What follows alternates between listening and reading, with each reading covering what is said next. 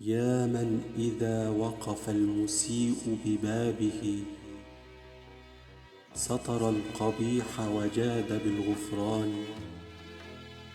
تعفو الملوك عن النزيل بحيهم، كيف النزيل بساحة الرحمن؟ يا رب وفقني أعيش موحدا ومهللا أدعوك بالقرآن.